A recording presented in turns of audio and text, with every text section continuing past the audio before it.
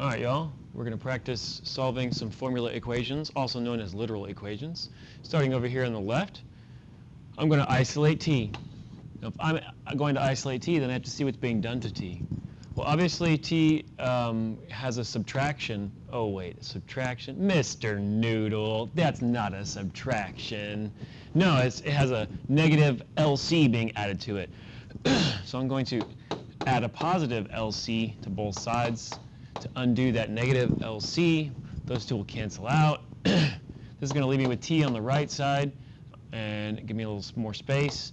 On the left side, it's going to be capital B plus LC. Then I can just switch it over like so.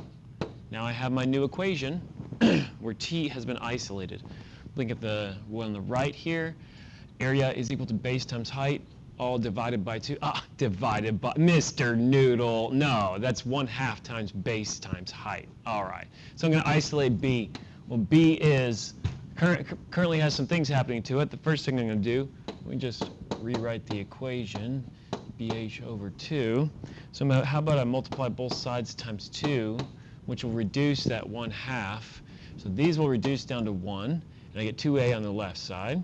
So I end up with 2a is equal to base times height.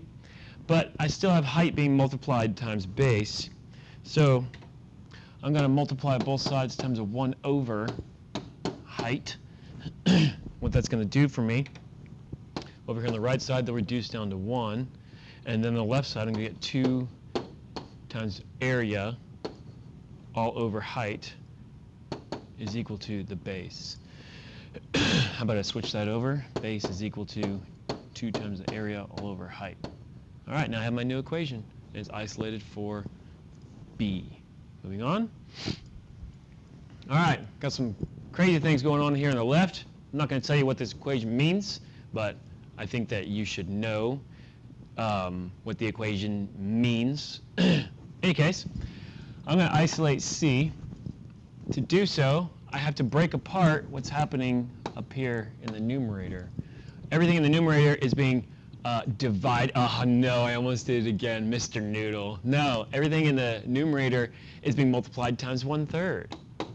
It all looks like this, A plus B plus C.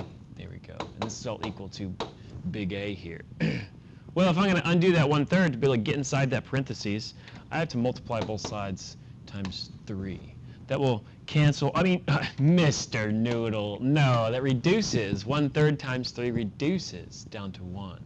So I'm left with a 3 big A on the left side and A plus B plus C on the right.